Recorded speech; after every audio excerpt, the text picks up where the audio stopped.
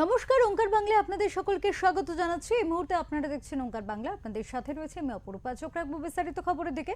প্রথমে যে খবরের দিকে চোখ রাখবো তা হলো আগরপাড়ায় এই মুহূর্তে তৃণমূল সুপ্রিমো মমতা বন্দ্যোপাধ্যায় রয়েছেন জনসভায়। সরাসরি চোখ রাখবো সেদিকে।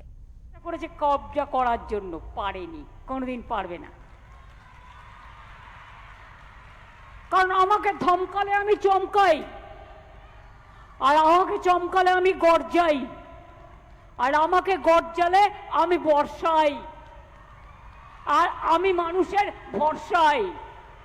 এটা মাথায় রাখবেন। আমার নিজের বলে কিছু নেই, আমি চাইও না।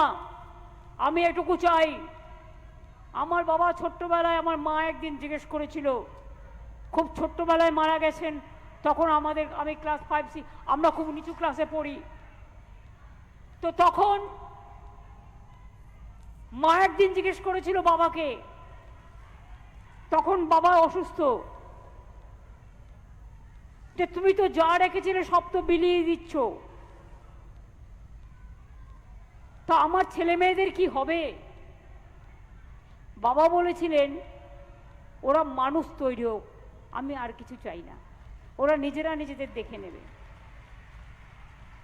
আমি এই কথাটাকে বিশ্বাস করি।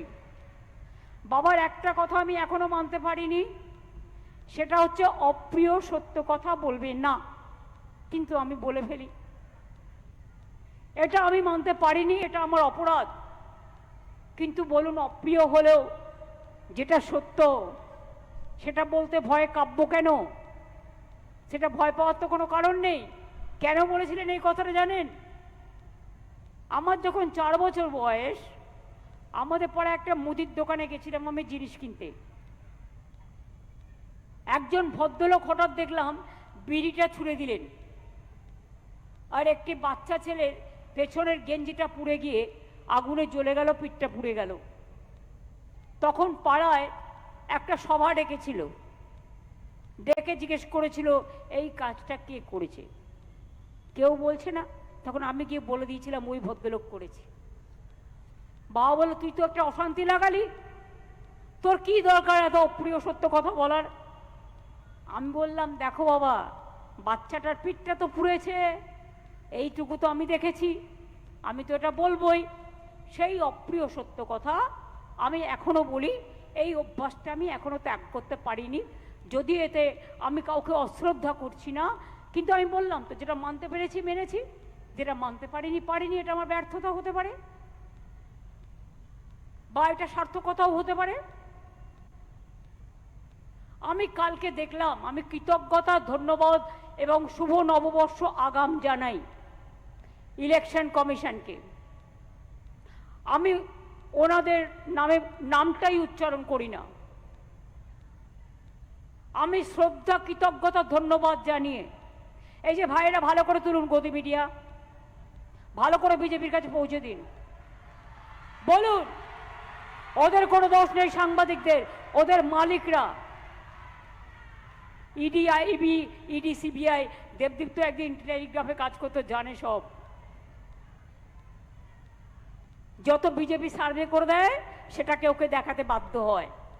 ওটা ওদের কথা নয়, ওটা বিজেপির কথা। আমি বলি, আপনাকে কৃতজ্ঞতা জানিয়ে বলি, শুভ নববর্ষ। আপনি বলেছেন, কি যেন বলেছে, তৃণমূল কংগ্রেসকে, কালকে একটা টুইটার করেছেন, বলেছেন ওনাদের হ্যান্ডেল থেকে, যে তৃণমূল কংগ্রেসকে, কথাটা যেন কি বলেছে, কেউ দেখোনি?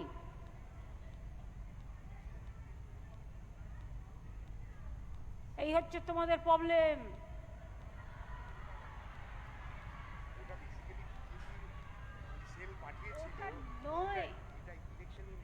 আরে ভাই, ওপরে উনি বলেছিলেন এরা সব আলটিমেটাম, তৃণমূল কংগ্রেসকে আলটিমেটাম নির্বাচন কমিশন অফিস থেকে হ্যান্ডেল করা হয়েছে টুইট করে। আমি ওনাকে বলি, অনেক ধন্যবাদ, অনেক নমস্কার, অনেক কৃতজ্ঞতা, অনেক প্রণাম, অনেক সালাম। আপনি তৃণমূল কংগ্রেসকে আলটিমেটাম দিয়েছেন বলে। এটাই প্রমাণ হচ্ছে তৃণমূল কংগ্রেস একমাত্র লড়তে পারে বিজেপির বিরুদ্ধে, আর কেউ পারে না। আপনাকে অনেক অনেক শুভকামনা জানাই। আপনি ভালো থাকুন, আপনারা সকলে ভালো থাকুন, কিন্তু বিজেপি ভালো থাকুন এটা আমি বলবো না, সিপিএম ভালো থাকুন এটা আমি বলবো না। যে সিপিএম এত অত্যাচার করেছে ওরাই বিজেপির সবচেয়ে বড় দালাল। এত অত্যাচারের পরেও একটা সিবিআই ওদের বিরুদ্ধে হয়েছে, একটা ইডি হয়েছে না, লাইন করে চলে। এখানে জগাই মাধাই গদাই সব ভাই ভাই ভাই, তিন ভাই একসাথে। তৃণমূল একা লড়বে, এসআইআরে যখন লাইন করবে আর কেউ নাই, তোমাদের দেখা নাই গো, তোমাদের দেখা নাই। তখন তৃণমূল কংগ্রেস রাস্তায় থাকবে, তৃণমূল কংগ্রেস ক্যাম্প করবে, তৃণমূল কংগ্রেসের বিএলএ ওয়ানরা করবে, বিএলএ টুরা করবে। এটা আমাদের নির্দেশ, মানুষের পাশে থাকতে হবে। তাহলে ঝড়ে নেই, জলে নেই, উৎসবে নেই, চড়াই উতরায় নেই, শুধু কিসে আছে না একটা ভোটের সময় বসন্তের কোকিলের মতো কুহু কুহু করে ডাকে, আর তারপরে বলতে হয় ভোটও শেষ, ওরাও নিঃশেষ।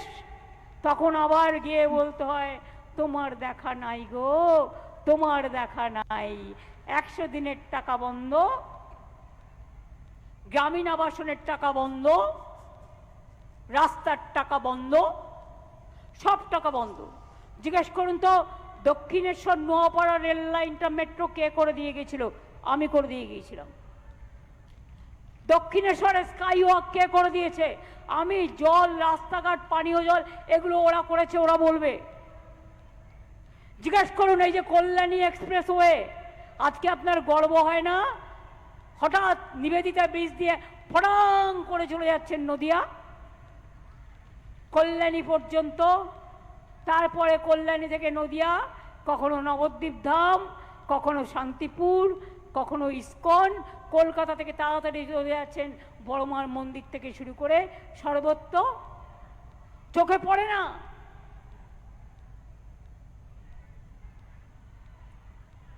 আবার নির্বাচন আসছে, বাংলায় ভোট বাবুরা আসছেন,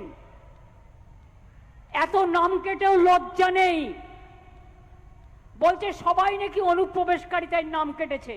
90 লক্ষ লোক অনুপ্রবেশকারী, আর আপনাদের পার্লামেন্টে লিপ্রায় আছে সারা ভারতবর্ষে কত অনুপ্রবেশকারী।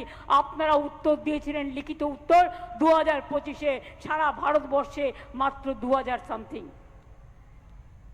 কালকে অনুপ্রবেশকারী বলছেন। আপনারা অনুপ্রবেশকারী যারা বসে আছেন, তারা এদেশে জন্মেছেন, এদেশে কর্ম, এদেশে ধর্ম, এদেশে বর্ণ, এদেশে সবকিছু, আজকে তারা অনুপ্রবেশকারী হয়ে গেল। আপনাদের লাইনে দাঁড়িয়ে প্রমাণ করতে হবে যে আপনারা এদেশের নাগরিক কিনা।